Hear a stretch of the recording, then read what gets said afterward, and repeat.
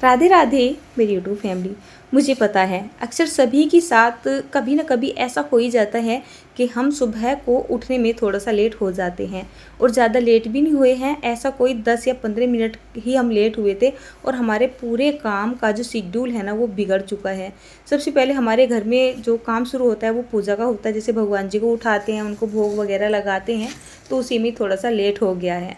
अब हम नहा धो के सबके सब ऊपर आ चुके हैं, अपना झाड़ू पोछा वगैरह करके करीब 7 बजे का टाइम हो रहा है और मुझे यहाँ पर भोग को तैयार करना होता है करीब 7:20 या फिर बस मुश्किल से 7:25 मेरे लिए एकदम लास्ट होता है। ऐसे में मैं क्या ही बना दूँ सुबह के नाश्ते के लिए और बच्चों के स्कूल टिफ़िन के लिए। मैंने सोचा चलिए ये बना देती हूँ। ये मेरे घर में अक्सर बनता ही रहता है। एक तरफ घर में पूजा का जो काम है ना वो बच्चों के पापा संभाल लेते हैं, साथ में उनके बच्चे लग जाते हैं। मतलब लड्डू गोपाल की सेवा याशिका कर लेती है, राधे कृष्ण जी की सेवा मेरे हस्बैंड कर लेते हैं और अर्नव साथ में लगा रहता है और इधर मैं बच्चों का स्कूल टिफ़िन वगैरह तैयार कर देती हूँ। सिंपली मैंने यहाँ पर कढ़ाई रख दी है, इसमें डाला है घी। इसमें मैंने थोड़ा सा सौंफ के दाने डाल दिए हैं और थोड़े से मैं यहाँ पर खड़े मसाले डाल देंगे।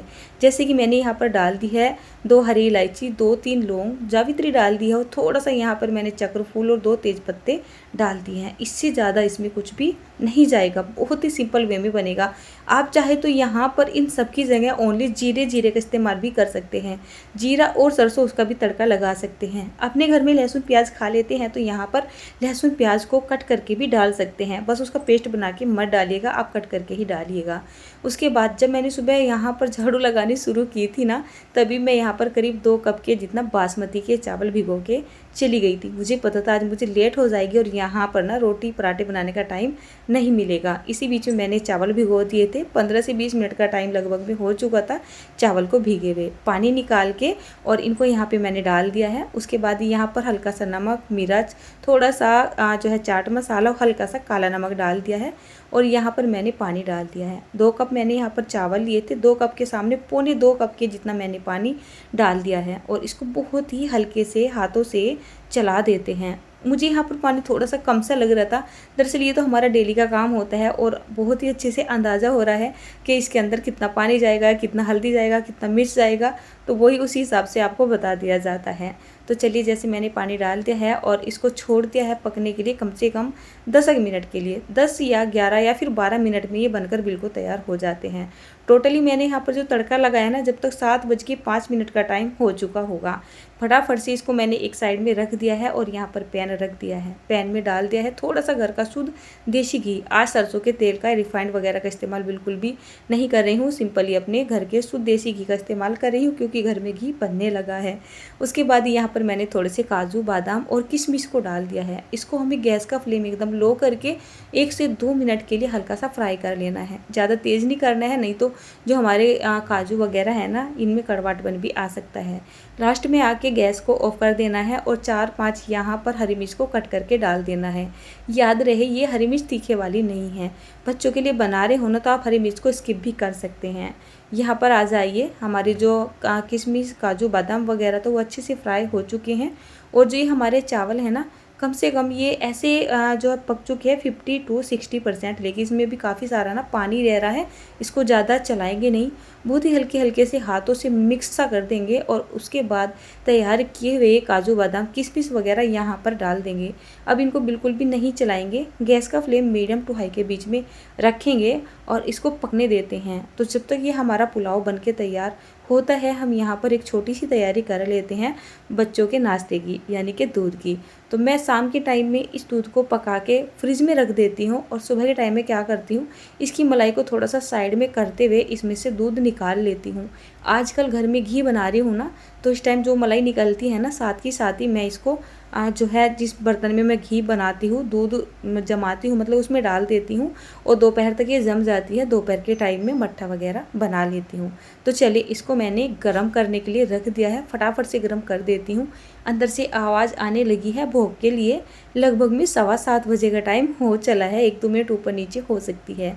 तो देखिए, टोटली इसको यहाँ पर बनने में लगे हैं कोई 10 से 11 मिनट का टाइम। हल्के से हाथों से इसको देखते हैं तो जो हमारे चावल हैं ना, वो बहुत ही अच्छे से खिले खिले बन चुके हैं।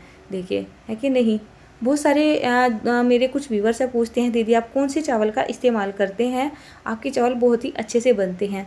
मेरे घर में एक टाइम परमानेंटली चावल बनते हैं, भले ही सब्जी में कुछ भी बनो एक टाइम चावल बनने ही बनने होते हैं। कभी कभी तो दोनों टाइम बन जाते हैं, जैसे कि आज है ना, अभी मैंने यहाँ पर सुबह के टाइम में नाश्ते में ही चावल बना दिए, पुलाव बना दिया। दोपहर के टाइम में मैंने कढ़ी चावल बना दिए थे और चावल दोपहर में बच गए थे, शाम के टाइम में फिर से फ्राई कर दिए थे। तो मेरे घर में ना चावल बहुत ही ज़्यादा खाए जाते हैं, तो चावल को बनाने का बहुत ही अच्छा एक्सपीरियंस मुझे हो चला है। चाहे पानी वाले चावल हो कुकर में बना रही हूँ या इस तरीके से खुले बर्तन में बना रही हूँ, मुझे पता रहता है। और चावल की मैं बात बताऊँ, मैं बोल रही थी कौन से चावल बनाते हैं, हम एकदम सिंपल चावल बनाते हैं। जैसे हम ग्रोसरी का अपना सामान लेके आते हैं ना, तो वहाँ पर हम नंबर 3 के चावल लेके आते हैं। कहने का मतलब ये है वो बहुत अच्छे भी नहीं होते हैं और ख़राब से भी नहीं होते हैं। पूरा चावल नहीं होता है, मैं पौना चावल लेके आती हूँ। इस बार तो आधा ही चावल आया है, वो मेरे बजट में भी आ जाता है और हमें तो सही लगता है। 50-60 रुपये किलो का चावल आता है। बस मोटे चावल थोड़े से मेरी बेटी और हस्बैंड कम पसंद करते हैं, इसी वजह से वे चावल लेके आने पड़ते हैं। लेकिन आज जो चावल बनाए हैं ना, ये मैंने बासमती के चावल बनाए हैं, करीबी 80 रुपये किलो के चावल हैं। इनको स्पेशली मैं आज रेसिपी के लिए लेके आती हूँ, तो इनको मैं कभी कभी बनाती हूँ। तो चलिए यहाँ पर ना भोग मैंने अंदर पहुँचा दिया है, चावल वगैरह पुलाव वगैरह बन के तैयार हो चुका था। अब बारी आती है यहाँ पर बच्चों का टिफ़िन लगाने की। तो पता है वैसे तो मैं शाम के टाइम में बर्तन हाथ से ही धो लेती हूँ, लेकिन कभी कभी मैं थक जाती हूँ और जब बहुत ज़्यादा काम मेरे पास हो जाता है, बर्तन भी ज़्यादा हो जाते हैं ना, तो रात के टाइम में मैं इस डिश वॉशर में बर्तन लगा ही देती हूँ।